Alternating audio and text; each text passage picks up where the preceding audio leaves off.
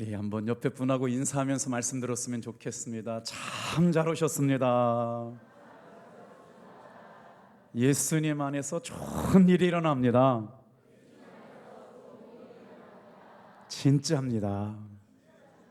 할렐루야. 네. 명절들 다 잘 지내고 오셔가지고요, 얼굴들이 다 꽃처럼 밝으시네요.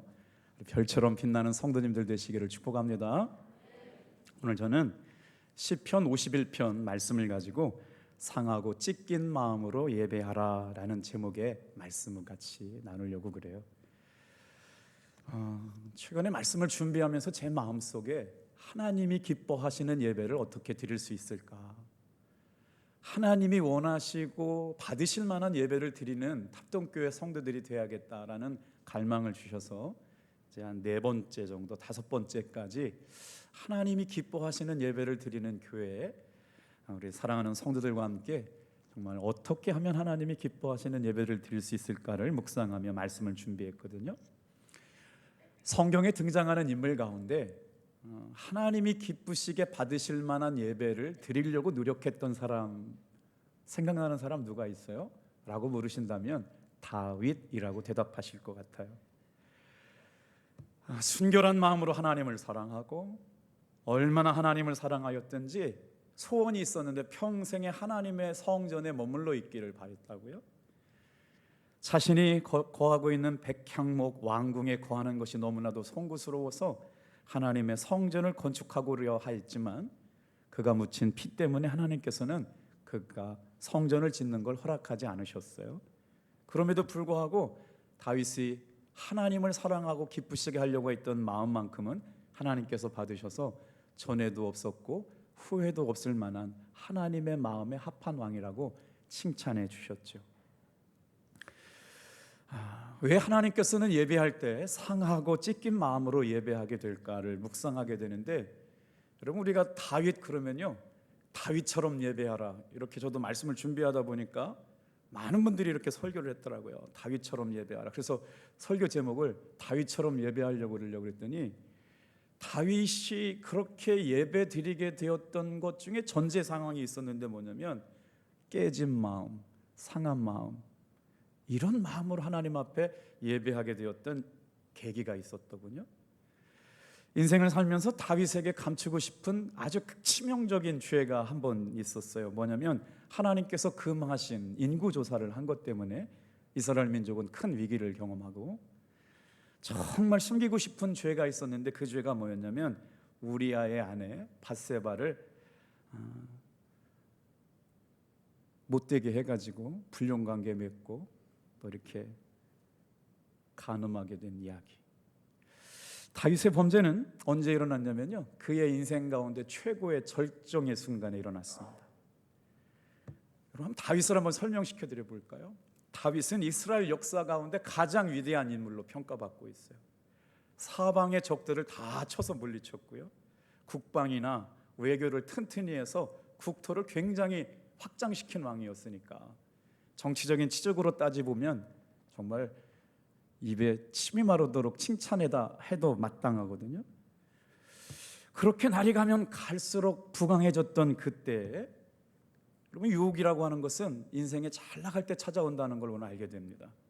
오늘 다윗이 이렇게 밧세바를 범하게 되면서 저질렀던 간음 사건 통해서 다윗의 영혼에는 어떤 일들이 생겨나느냐, 영혼의 깊은 어둠 속에 빠지게 되는 일들이 일어나게 됐다는 거예요. 자, 하나님께서 찾으시는 예배자의 마음은 다 같이 한번 따라하겠습니다. 상하고 찢긴 마음. 근데 다윗이 그렇게 잘 나가고 위대한 왕이었는데 어떻게 하다가 상하고 찢긴 마음으로 하나님 앞에 나오게 되었을까를 묵상하다 보니까 다윗의 심정을 알 수 있는, 그가 아주 은밀하게 죄 가운데 있었던 그때, 오늘 그것이 들통나게 된 것을 하나님 앞에 두려워하면서 자신의 죄를 씻어달라고 고백하는 시가 오늘 본문의 말씀 시편 51편의 말씀이에요. 다윗이 쓰는 인생 참회록이라고 제목을 붙여도 좋을 만한 이야기인데요, 우리 한번 사무엘하 11장 2절 말씀을 통해서 다윗이 하나님 앞에 범죄하던 현장 속으로 한번 들어가 보도록 하겠습니다. 사무엘하 11장 2절 우리 큰 소리를 같이 한번 읽어볼게요. 시작. 저녁 때에 다윗이 그의 침상에서 일어나 왕궁 옥상에서 거닐다가 그곳에서 보니 한 여인이 목욕을 하는데 심히 아름다워 보이는지라.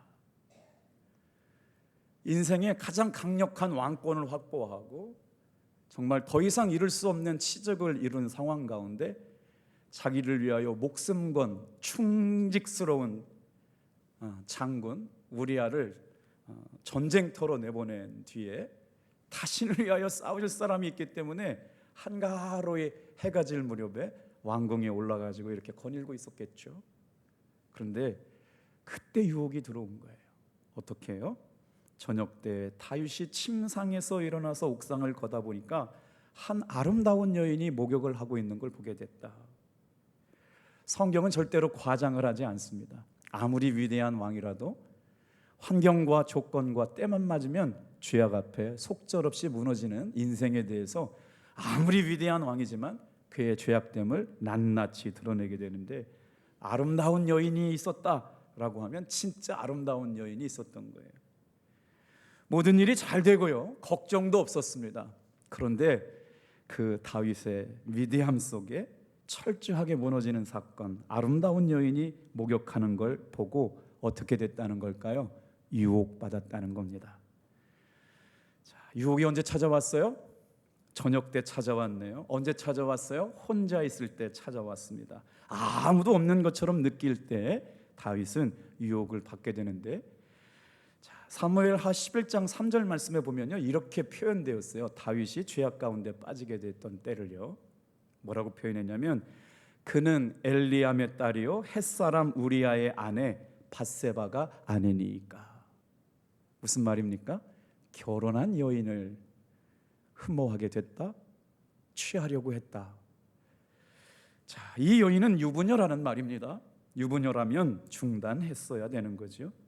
그런데 다윗이 그 죄악 가운데 빠져가는 이야기를 하나님께서는 정확하게 그곳에 기록해 놓았단 말이에요.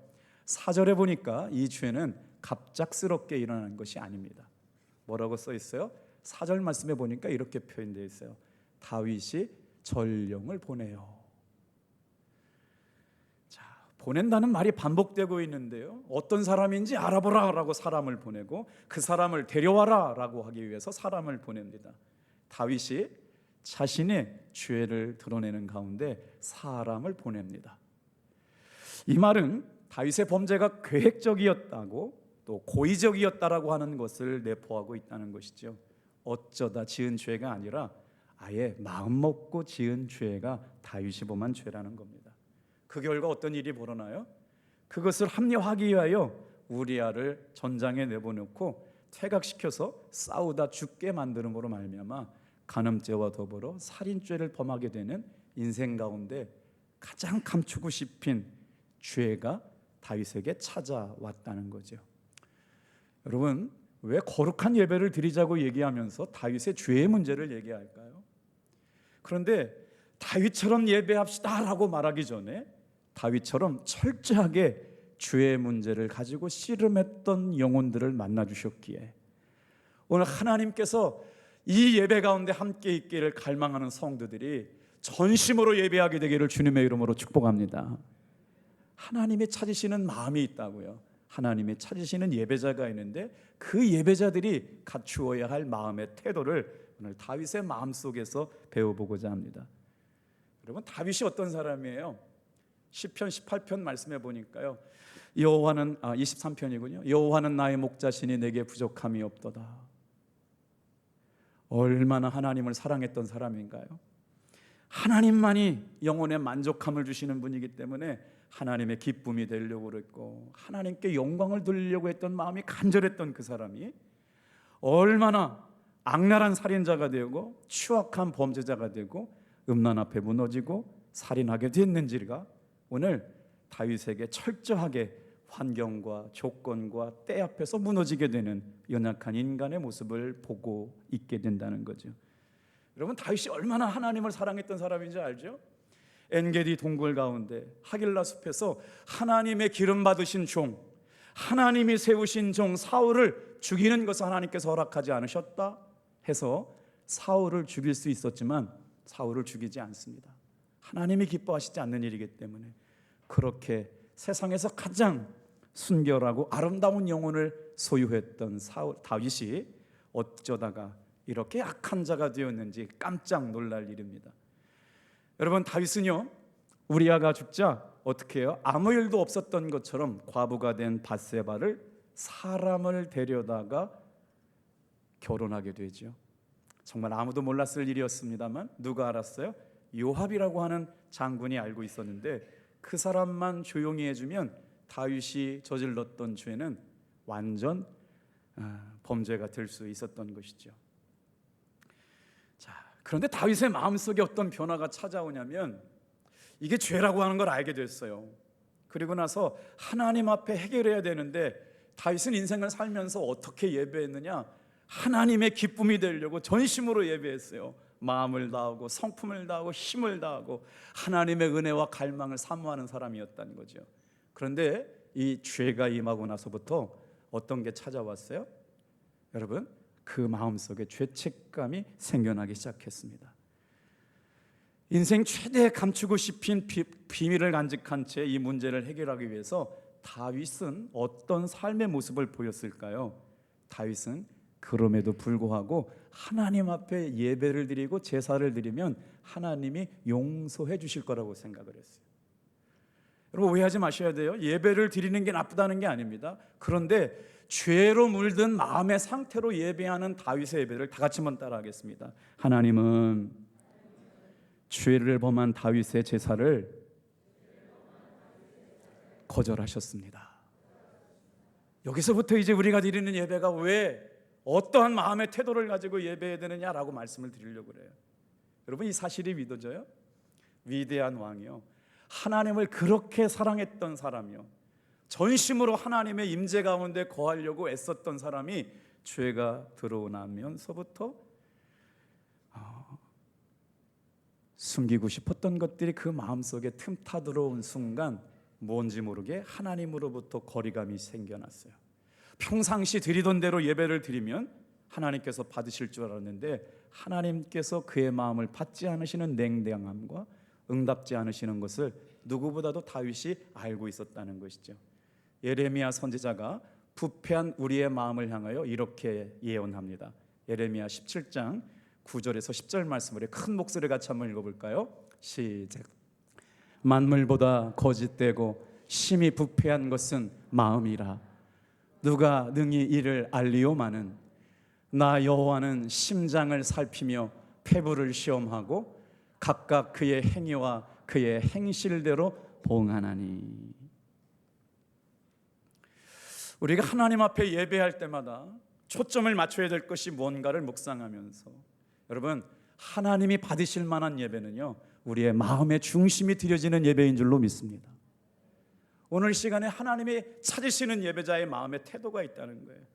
거짓된 마음이 아니고요, 부패한 마음이 아니고요, 전심으로 마음의 중심을 담아서 하나님 앞에 예배하는 사람들의 예배를 받으시고 그의 기도에 응답하실 뿐만 아니라 그와 함께 동행하여 주시고 은혜를 베풀어 주실 줄 믿는 분만 크게 하면 할까요?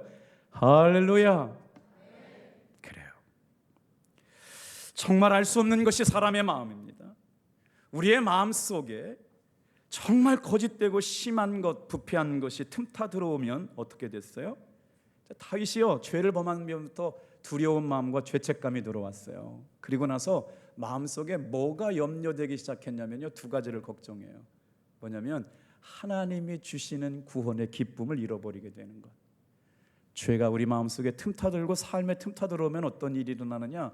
구원의 은혜가 사라지게 되고요. 다윗은, 여러분, 하나님께서 기름 부어 세우셨던 사울이 성령에 충만했던 때가 있었지만 그가 하나님으로부터 성령을 거두어 가게 되면 어떻게 해요? 철저하게 버림받게 된 것을 누구보다도 잘 알던 사람이었잖아요. 그래서 자기 자신이 죄인이라고 하는 걸 알게 되면서부터 하나님께서 어떤 일을 행하시느냐?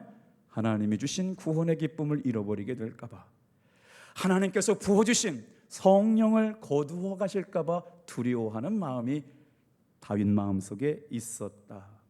그러면서 죄 때문에 선한 양심이 다윗의 양심을 가책하고 있는 말씀을 통해서 어떻게 해요? 자, 오늘 본문의 말씀을 다 읽지 못했지만 시편 51편 다윗이 하나님 앞에 올려드리는 철저한 참회로 1절, 2절, 3절을 우리 나에게 주시는 말씀이라고 생각하고 천천히 한번 읽어보도록 하겠습니다. 시작. 하나님이여 주의 인자를 따라 내게 은혜를 베푸시며 주의 많은 긍휼을 따라 내 죄악을 지워 주소서. 나의 죄악을 맑게 씻기시며 나의 죄를 깨끗이 제하소서. 물은 나는 내 죄가를 아오니 내 죄가 항상 내 앞에 있나이다. 원래 다윗은 어떤 사람이었습니까? 하나님 앞에 전심으로 예배할 줄 아는 사람이었어요. 죄의 문제를 해결할 수 있는 유일한 길에 답을 이미 알고 있었어요. 여러분, 다윗이 죄를 범하기 전에는 어떠했을까요? 자신의 백성들을 위하여 하나님 앞에 거룩하게 예배를 드렸어요. 나라와 민족을 위해서 거룩하게 예배를 드렸던 사람이었어요. 그런데 예전처럼 그렇게 예배를 드리고 제사를 드리면 하나님께서 용서해 주실 것처럼, 아무것도 없는 것처럼 하나님 앞에 제사와 예배를 드렸는데 이게 웬일입니까? 죄를 범한 다윗의 예배를 하나님께서 받지 않으신다고요. 오늘 우리가 여러분 거룩한 주일 아침 예배 자리에 나온 것만도 은혜입니다. 그런데 하나님의 영광, 하나님의 거룩함, 하나님의 임재, 하나님의 일하심을 볼 수 있는 예배자가 되기를 주님의 이름으로 축복합니다. 그러려면 어떻게 해야 될까요? 아멘 하신 그 믿음의 고백 가운데 여러분 어디를 볼까요? 다윗이 우리 16절 말씀 좀 한번 같이 읽어볼게요. 자기가 드리는 제사를 하나님께서 기뻐하지 않으신다는 걸 알게 됩니다. 같이 읽어보겠습니다. 시작. 주께서는 제사를 기뻐하지 아니하시나니 그렇지 아니하면 내가 드렸을 것이라. 주는 번제를 기뻐하지 아니하시나이다. 이게 무슨 말씀입니까? 예배 드리지 말자는 얘기가 아니잖아요. 거룩한 주일날 아침 예배를 나왔는데 목사님 예배 가지고 안 되나요? 여러분, 하나님 앞에 드리는 예배는 성도가 누릴 수 있는 최고의 은혜의 수단이거든요. 그런데 왜 우리가 주일날마다 드리는 이 예배 가지고 영혼의 만족함이 채워지지 않는가? 정말 우리가 드리는 예배 가운데 하늘의 문이 열리고 삶의 변화가 일어나고 하나님의 말씀이 레마로 내 심령 가운데 심겨지는 역사가 나타나려면 우리에게 부족했던 것이 뭘까를 주목해 보았으면 좋겠습니다. 자, 죄를 범한 다윗의 마음은요, 예전과 같은 순결한 마음이 아니었습니다. 하나님을 사랑했던 사람이 죄를 사랑했습니다. 주의 말씀과 율법을 사랑했던 사람이 정욕을 따라가는 것에 넘어지고 말았습니다. 여전히 죄의 정욕을 품고 있었는데 그는 아무것도 아닌 것처럼 똑같은 모습으로 하나님 앞에 제사하려고 했다. 이것이 문제였던 거예요. 다 같이 한번 따라해 보겠습니다. 마음으로 회개하지 않은 예배를 하나님께서는 받으시지 않으십니다. 오늘 주일날 무슨 말씀을 들었는가 누군가가 묻는다면 우리 탑동교회 성도들이 주일날 모여서 예배할 때마다 하나님이 받으시고 하나님이 원하시는 마음의 상태는 어떠냐? 다 같이 한번 따라하겠습니다. 찢기고 상한 마음으로 예배하라. 그런데 왜 이렇게 찢기고 상한 마음으로 예배하는 게 쉽지 않을까요? 이유는 분명합니다. 내 안에 여전히 하나님의 것이 아닌 것들이 왕노릇하고 있고 죄가 내 삶에 여전히 나를 다스리고 지목하고 있기 때문에 그렇죠. 자, 죄를 범한 다윗의 마음속에 죄로 인한 죄책감이 물려나와요. 그래서 하나님 앞에 드리는 예배를 드려봤어요. 똑같은 제사를 드렸는데 차가운 하나님의 거절감을 경험하게 되고 맙니다.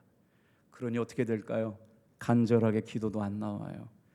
전심으로 기쁘게 찬양하는 찬양도 나오지 않습니다. 기도가 막힙니다. 찬양이 막힙니다.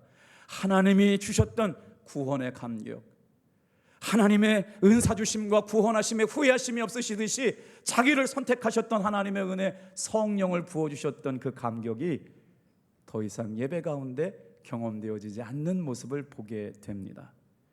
이때 하나님 앞에 예배하는 기쁨이 다 사라져 버렸다는 거예요.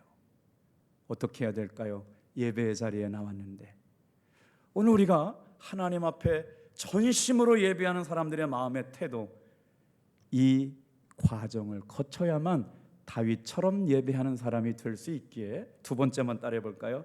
찢기고 상한 심령으로 회개하며 예배했습니다. 제가 말씀을 묵상하다가 어떤 걸 발견했냐면요, 다윗이 죄를 질 때 사람을 보내요. 누구냐고 알아보라고 그랬거든요. 전령을 보내요. 그리고 나서 또 사람을 보내요. 데려오라고요. 죄를 지을 때요, 나단의 다윗의 마음속에 사람을 보냈거든요. 그런데요, 하나님께서 다윗을 회개시킬 때 누구를 보내시느냐? 사람을 보내세요. 누굴 보냈어요? 나단 선지자를 보내는데요, 나단 선지자의 이름이 보냈다라는 뜻을 갖고 있어요. 여러분, 오늘 뵈니까 처음 뵙는 분들이 교회에 많이 와 계신데요, 오늘 이 자리에 여러분을 보내신 것은 주님이심을 믿으시길 바랍니다. 우리 성도들에게도 마찬가지예요. 정말 주일날 예배 나와서 함께 예배 드릴 수 있다는 게 얼마나 거룩하고 아름다운 일입니까? 하나님께서 저와 여러분을 이곳에 예배자로 보내신 줄로 믿습니다. 하나님의 말씀 가운데 어떻게 될까요? 자, 찢기고 상한 마음으로 하나님 앞에 예배하는 모습, 사무엘하 12장 7절부터 우리 10절 말씀, 나에게 주시는 말씀이라고 생각하고 천천히 힘을 주어서 같이 한번 읽어보겠습니다. 시작. 나단이 다윗에게 이르되 당신이 그 사람이라. 그러한데 어찌하여 내가 여호와의 말씀을 업신여기고 나 보기에 악을 행하였느냐?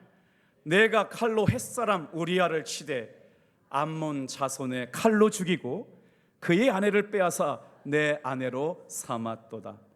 이제 네가 나를 업신여기고 햇사람 우리아의 아내를 빼앗아 내 아내로 삼았은즉 내 칼이 내 집에서 영원토록 떠나지 아니하리라. 나단의 마음 상태가 어땠을까요, 여러분? 바세바를 훔쳐보고 그 아름다움에 취해가지고 자기 것으로 만들 수 있다고 생각했을 때 아무도 없었거든요.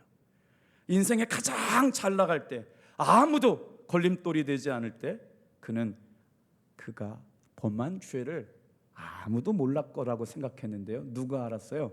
하나님이 보내신 선지자 나단이 알고 있어요. 나단은 어떻게 알고 있었을까요? 하나님께서 알려주셨어요. 사진 한 장 보여드릴게요. 그림이거든요. 오늘 이 사무엘하 11장 12장 말씀에 영감을 받아가지고 유진 시베르트라고 하는 사람이 그림을 그렸어요. 여러분 한번 보세요. 나단 선지자가 저렇게 멋지게 서 있고요, 침상에 붉은 이불을 덮고 있는 사람이 다윗인데, 여러분 손을 이렇게 지정하고 있어요. 또 제가 이렇게 손 지정했다고 나한테 그랬다고 또 시험 들지 마세요. 그림이니까. 그런데 이 손가락을 가리키면서 뭐라고 했느냐가 굉장히 중요해요. 나단 선지자가 다윗 왕을 꾸짖다. 오늘 본문에 읽었잖아요. 제가 손가락질해도 여러분 용서해 주세요. 당신이 그 사람이다.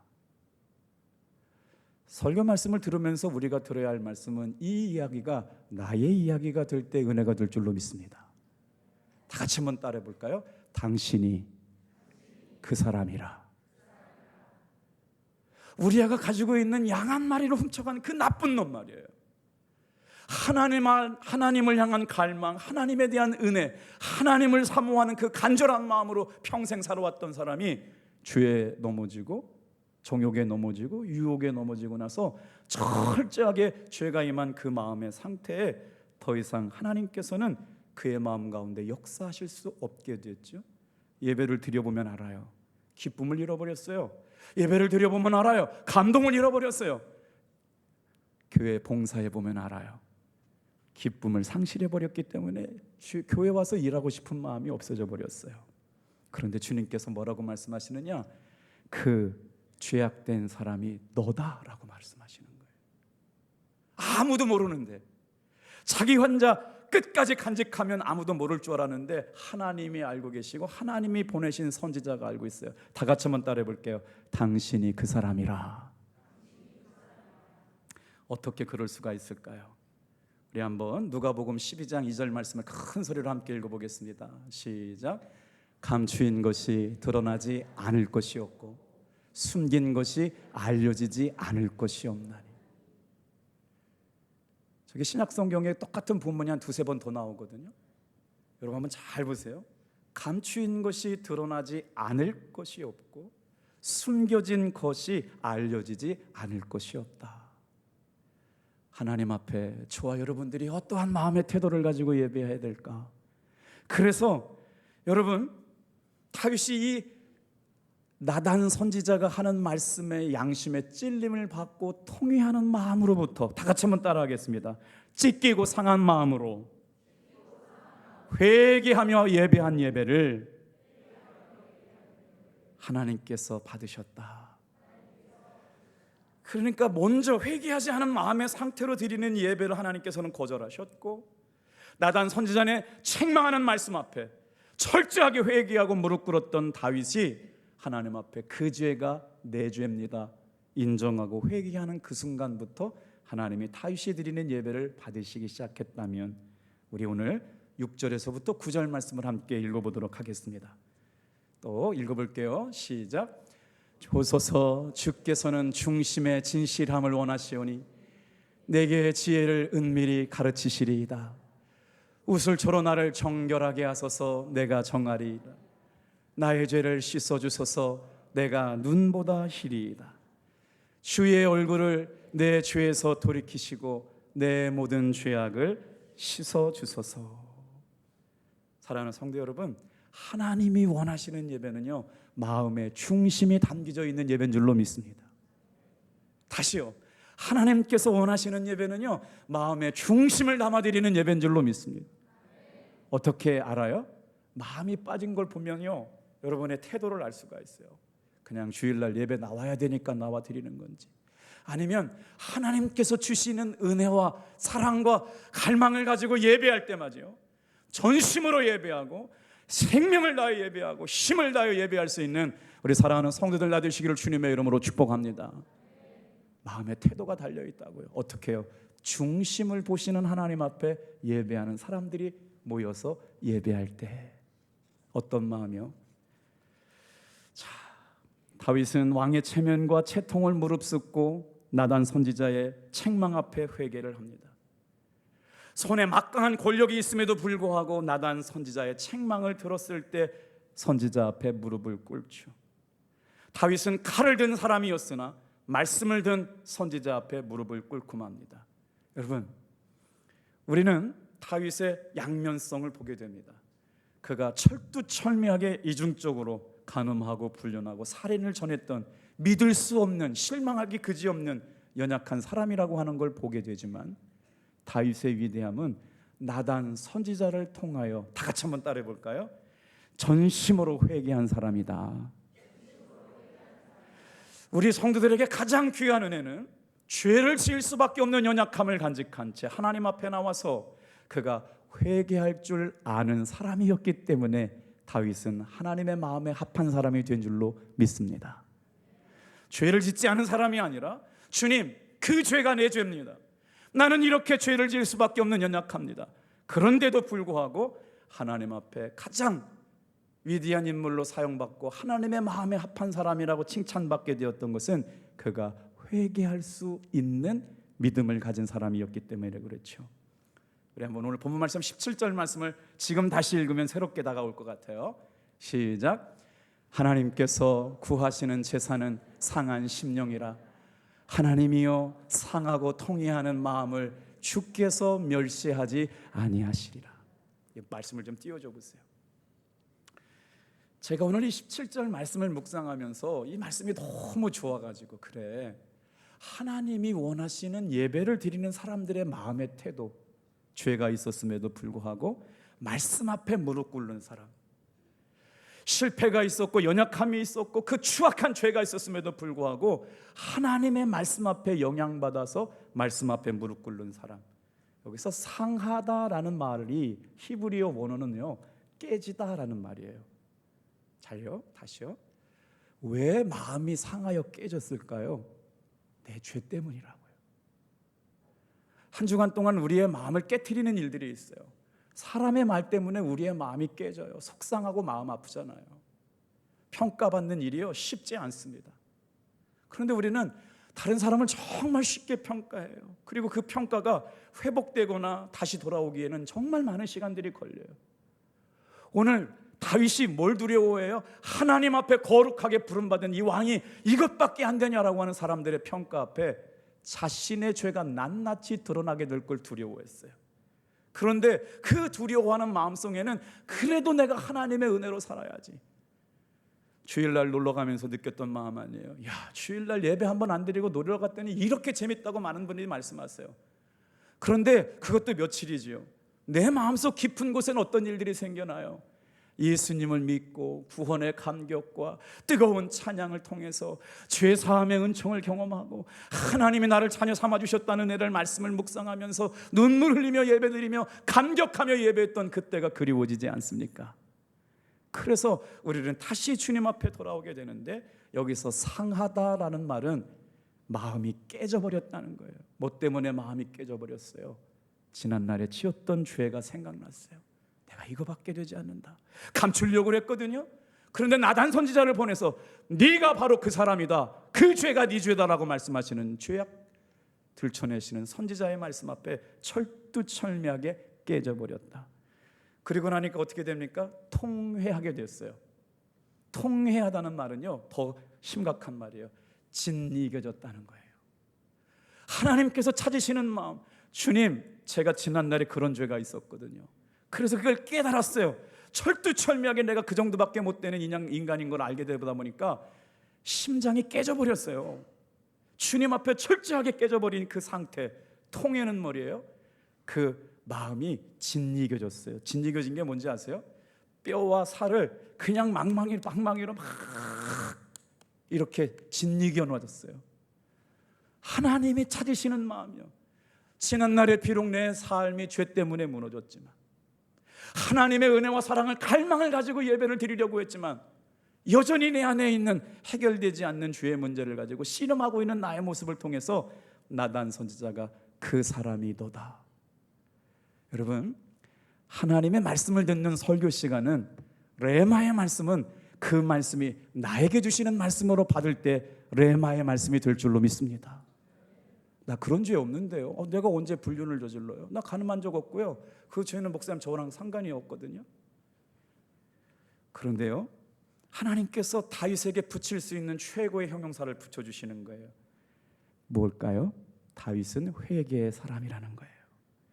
그러면서 진실한 하나님 앞에 회개하며 드리는 예배가 얼마나 능력이 있는지 10절부터 13절 말씀, 다윗이 하나님 앞에 전심으로 회개하고 예배하게 될 때 어떤 역사가 일어나고 변화가 일어나는지 말씀 볼게요. 10절 같이 읽겠습니다. 시작.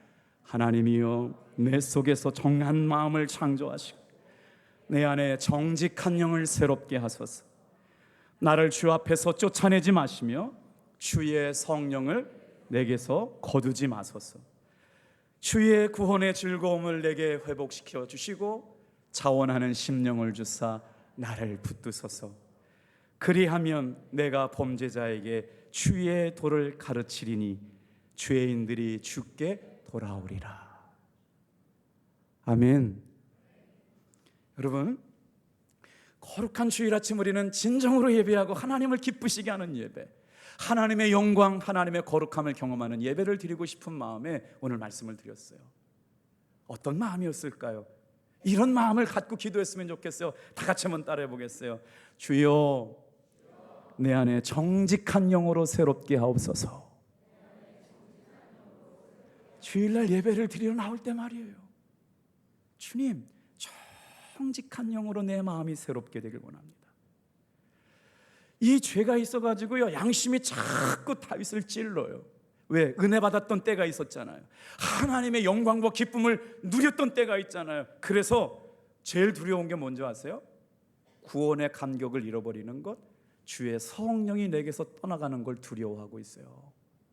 그러면서요, 오늘 말씀은 저는 17절 말씀이 결론이라고 생각을 했는데, 회개하는 마음, 찢기고 상한 마음으로 하나님 앞에 예배하는 성도들에게 주시는 세 가지 은혜가 있어요.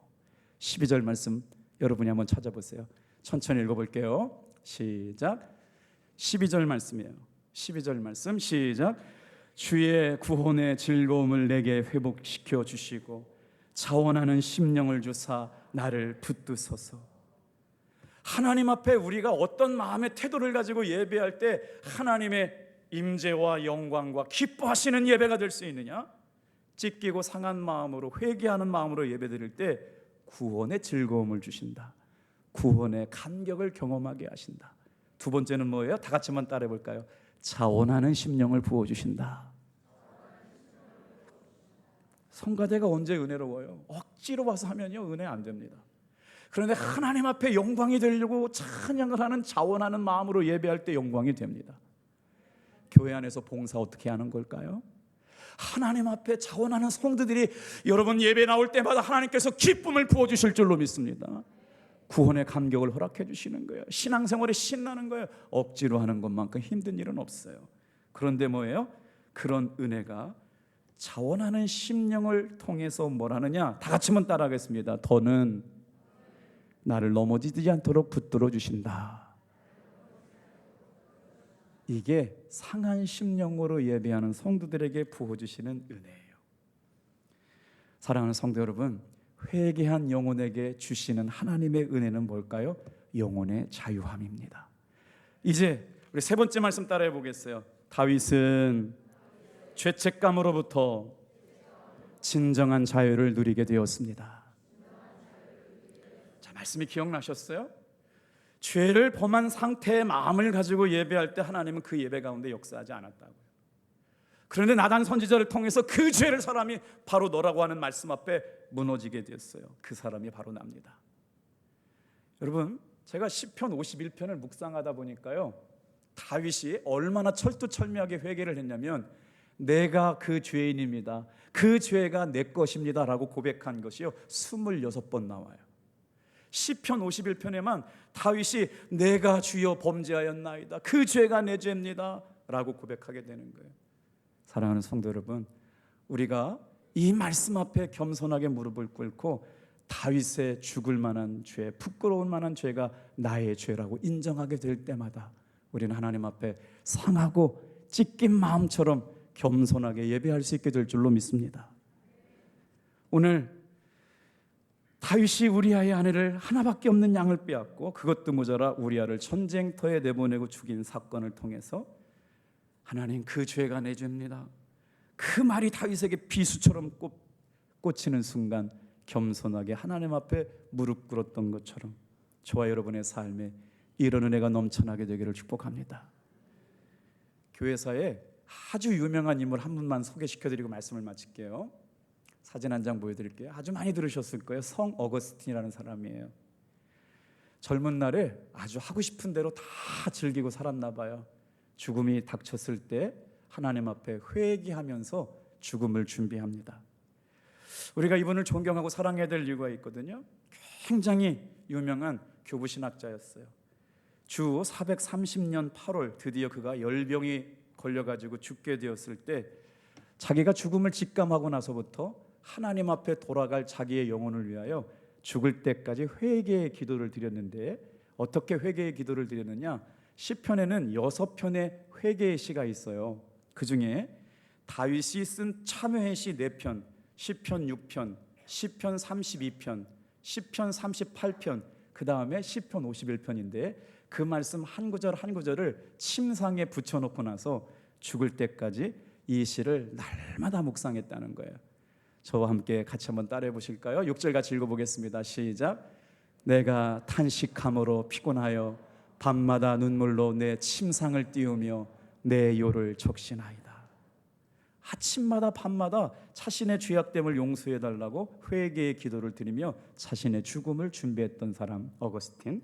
자, 시편 32편 시작. 허물의 사함을 얻고 그 죄의 가리움을 받는 자는, 자신의 죄가 가리워진 자는 복이 있도다. 시편 38편 4절도 읽어볼게요. 시작. 내 죄악이 내 머리에 넘쳐 무거운 짐 같으니 내가 감당할 수 없나이다. 그리고 나서 마지막 죽기 전 열흘은 사람을 다 패하고 오직 아무도 방에 들어오지 않으면서 마지막 눈을 순간까지 암송했던 말씀이 시편 51편 1절 말씀이었대요. 같이 한번 읽어보겠습니다. 시작. 하나님이여 주의 인자를 따라 내게 은혜를 베푸시며 주의 많은 긍휼을 따라 내 죄악을 지워 주소서. 오늘 예수님 앞에 저와 여러분의 모든 죄책감을 가지고 나오시길 바랍니다. 하나님 앞에 드릴 수 있는 최고의 마음은 상하고 찢겨진 마음인 줄로 믿습니다. 그 죄가 나의 죄라고 인정하면서 말씀 앞에 겸손하게 무릎을 꿇는 그 마음을 보시고 다윗에게 다시 구원의 기쁨을 회복시켜 주시고 자원하는 마음을 회복시켜 주시고 성령의 함께하여 주심을 경험하게 하셨던 것처럼 오늘 예배 가운데 있는 사랑하는 성도들의 매주 드리는 예배가 이와 같아지기를 주님의 이름으로 축복합니다. 기도하겠습니다.